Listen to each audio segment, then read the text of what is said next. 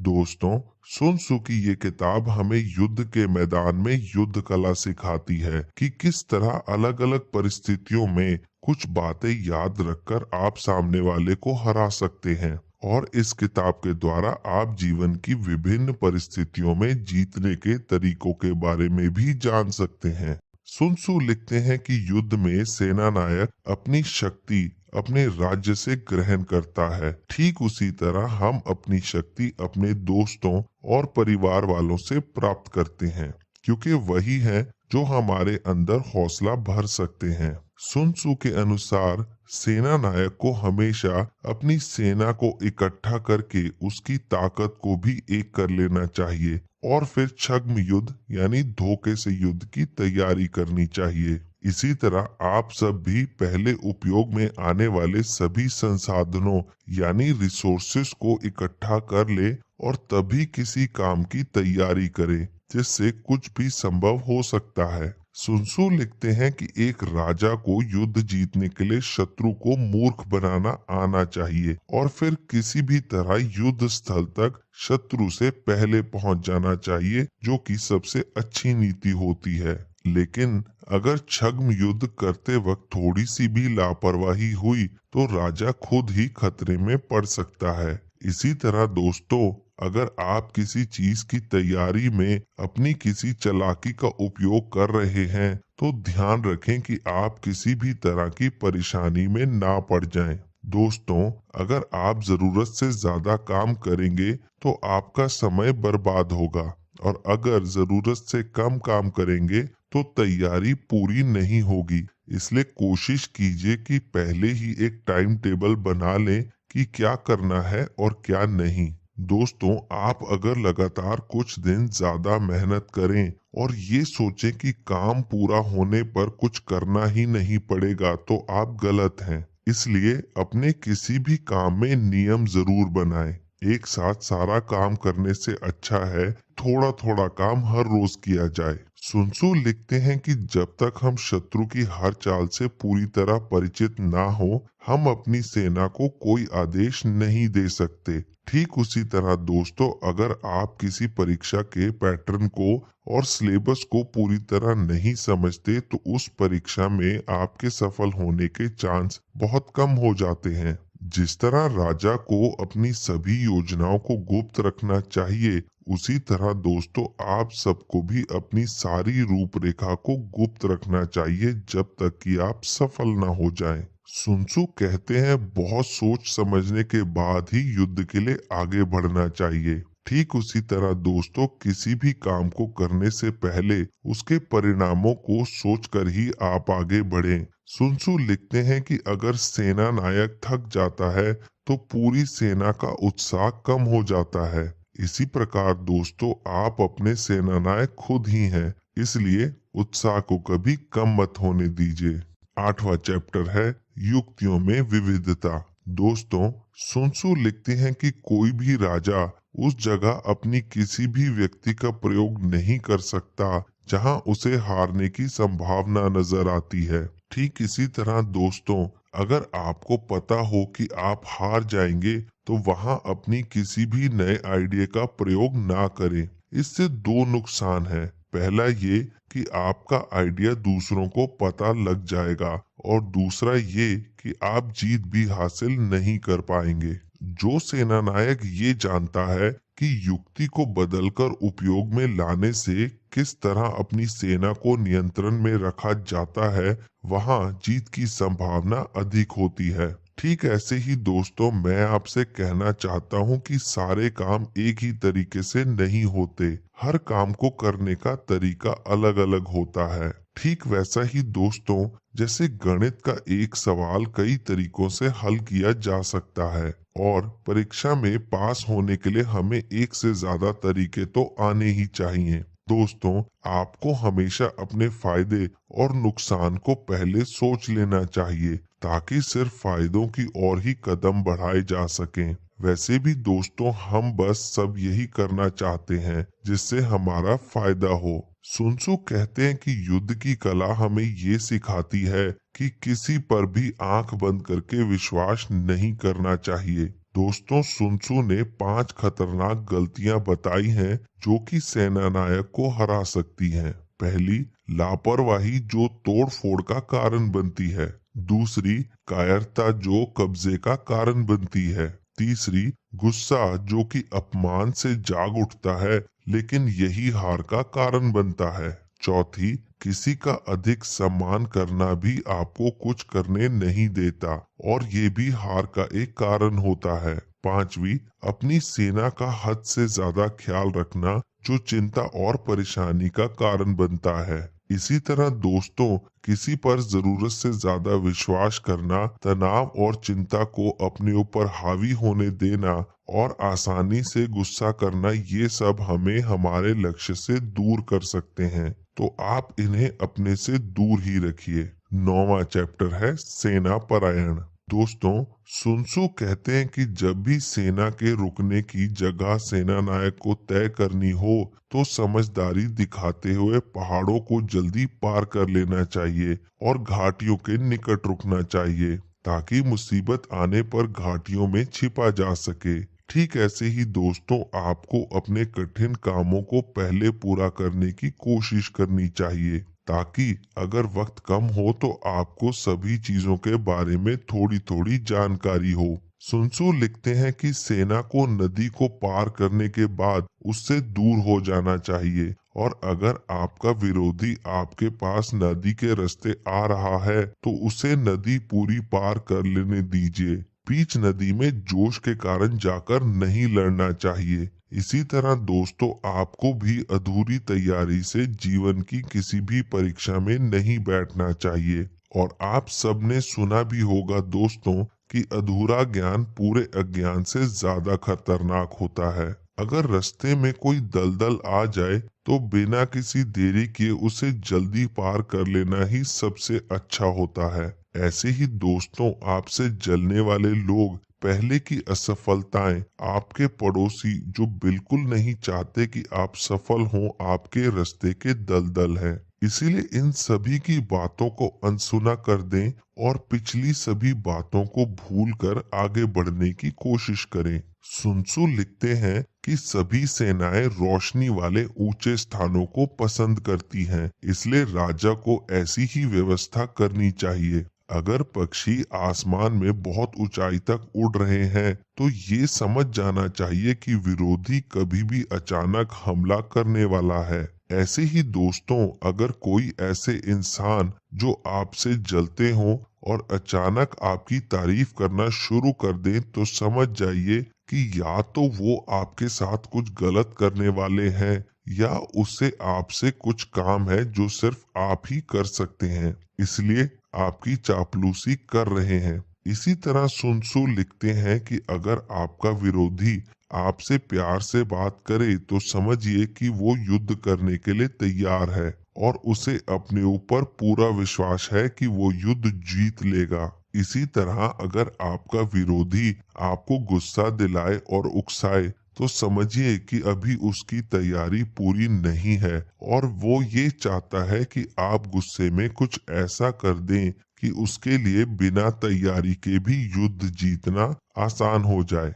युद्ध के मैदान में अगर सेना नायक को सैनिकों के कंधे झुके हुए दिखें तो समझना चाहिए कि उन्हें भोजन की आवश्यकता है। अगर किसी राजा ने किसी सैनिक को पानी लेने के लिए भेजा और वो सैनिक खुद पानी पीने लगे तो समझना चाहिए कि सेना प्यासी है। हमेशा एक राजा को अपनी सेना की देखभाल अपने लोगों की तरह करनी चाहिए, उनकी जरूरतों को समझना चाहिए और पूरा करना चाहिए। इसी तरह दोस्तों, आपको भी आपके रास्ते में आने वाली सभी जरूरतों को समझना चाहिए और उन्हें पूरा करने की कोशिश करनी चाहिए। 10वां चैप्टर है भूभाग। दोस्तों, सुन त्सू कहते हैं कि युद्ध के मैदान 6 तरह के होते हैं। पहला, अभिगम्य मैदान, जहां दोनों दलों की पहुंच आसानी से हो, लेकिन हमेशा सेना नायक को इसी तरह के मैदानों में अपने विरोधी से पहले पहुंच जाना चाहिए और सभी व्यवस्थाएं कर लेनी चाहिए। ठीक इसी तरह दोस्तों, जीवन के हर क्षेत्र में आपको आगे बढ़कर काम करने की आदत होनी चाहिए। ताकि आपकी बात पहले सुनी जाए। दूसरा, फंसने वाले मैदान। ऐसा मैदान जो पहले युद्ध करके सभी राजाओं द्वारा त्याग दिया गया हो और फिर से उस पर युद्ध करके जीतना कठिन हो। लेकिन अगर आपको पता हो कि आपका विरोधी कमजोर है तो आप ऐसे मैदान में जीत सकते हैं। ठीक ऐसे ही दोस्तों, अगर किसी काम को करके आप पहले कभी हार चुके हैं तो एक बार फिर से कोशिश जरूर करनी चाहिए। क्या पता इस बार आप जीत जाएं। लेकिन ये तो तभी पता चलेगा जब आप कोशिश करके देखेंगे। तीसरा, अवसरवादी मैदान। ऐसे मैदान जिसमें कोई भी पक्ष लाभ ना ले सके और शत्रु आपको अलग अलग तरीके से लुभाने की कोशिश करे, उसमें आगे नहीं बढ़ जाना चाहिए जब तक शत्रु की सभी योजनाएं आपको पता ना चल जाएं। चौथा, संकरे रास्ते। मतलब आप पहले से इन छोटे रास्तों पर जाकर उन्हें पूरी तरह से घेर लें और शत्रु के आने का इंतजार करें। लेकिन अगर शत्रु पहले पहुंच गया है और अगर उसने मजबूत घेरा डाल के रखा है तो आगे ना बढ़ें। पांचवा, प्रपाती ऊंचाई। मतलब अगर शत्रु ने पहले ही पहाड़ों पर और ऊंची जगहों पर कब्जा कर लिया है तो आगे ना बढ़ें, बल्कि शत्रु को लालच दें कि वो नीचे उतर आए। इसी तरह दोस्तों, आपको भी किसी तरह के लालच में नहीं आना चाहिए। जैसे कि अगर कई प्रकार के फेक कॉल्स आते हैं जो कहते हैं कि आप इतना पैसा जमा करवा दीजिए, आपका नाम लकी ड्रॉ में खुला है, या इस बैंक की तरफ से आपको नया कार्ड दिया जा रहा है। और भी ऐसे बहुत सी लुभावने बातें होती हैं जिनमें कई लोग आ जाते हैं और अपने पैसे बर्बाद कर देते हैं। तो कोशिश करें कि आप भी इनसे बचें और दूसरों को भी इनके बारे में बताएं।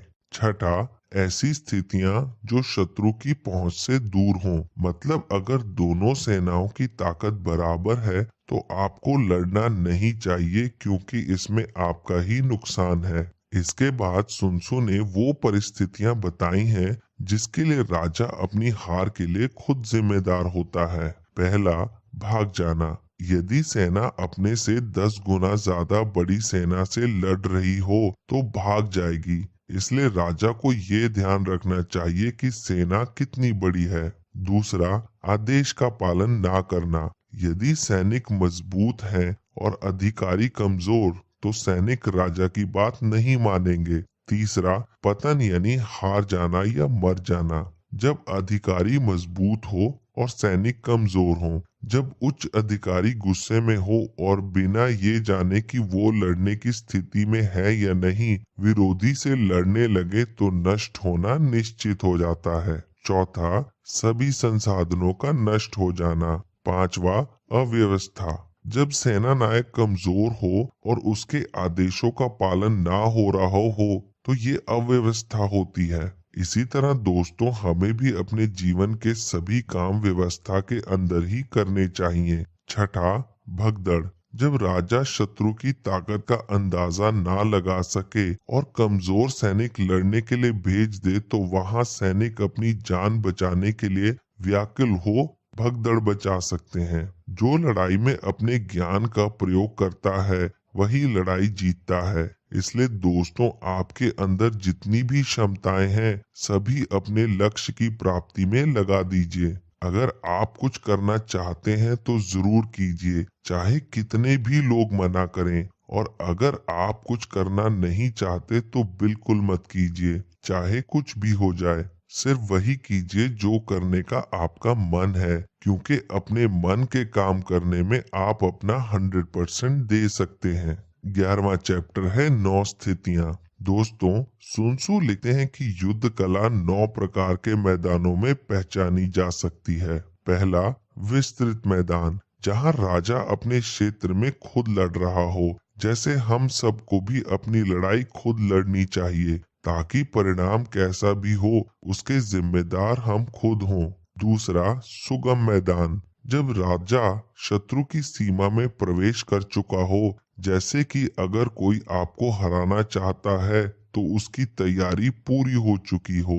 तीसरा, विवादपूर्ण मैदान, जहां किसी भी पक्ष को लाभ पहुंच सकता है। जैसे कि किसी के साथ आपका मुकाबला हो रहा हो और जीत दोनों में से किसी की भी हो सकती है। चौथा, खुला मैदान, जहां किसी भी पक्ष को लड़ने की स्वतंत्रता होती है, ठीक वैसे ही जैसे किसी परीक्षा में हमारे साथ और भी लाखों लोग परीक्षा दे रहे होते हैं। पांचवा, राजमार्गों का मैदान, जहां कई राज्यों की सीमाएं मिलती हों। छठा, गंभीर मैदान, जब शत्रु राज्य में सभी किलेबंदियों को तोड़ते हुए घुस जाए, ठीक वैसे ही दोस्तों, जैसे आपने किसी को रोक कर रखने की पूरी तैयारी की हो, लेकिन आपकी सारी तैयारी खत्म करके आपका शत्रु आपके पास तक आ ही जाए। सातवां, कठिन मैदान, जहां पहाड़, नदी, दलदल हो, मतलब ऊबड़ खाबड़ रास्ता।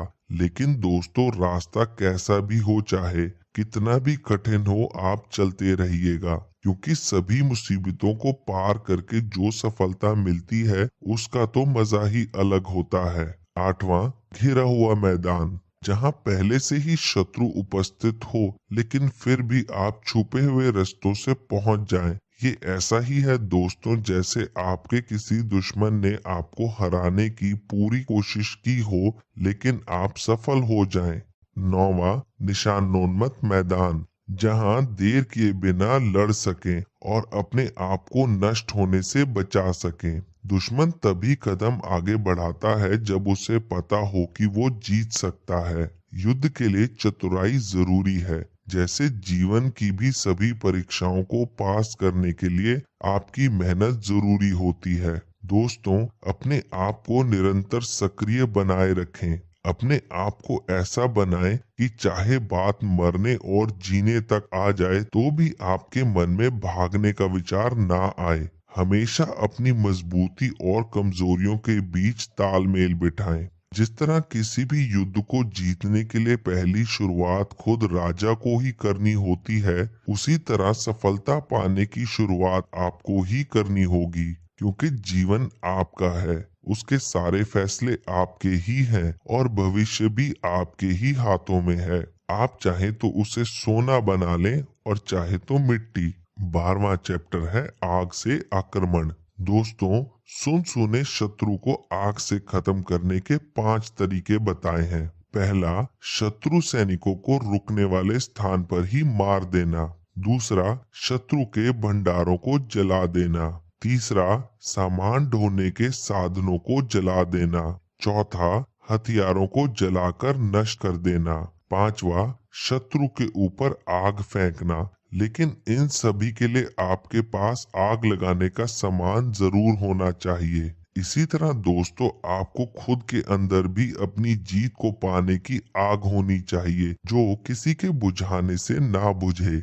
जिस तरह सेना को आग से युद्ध करने के तरीकों के बारे में सारी जानकारी होना आवश्यक है, उसी तरह दोस्तों, आपको भी अपनी मंजिल और उसके रास्ते के बारे में पूरी समझ होनी चाहिए।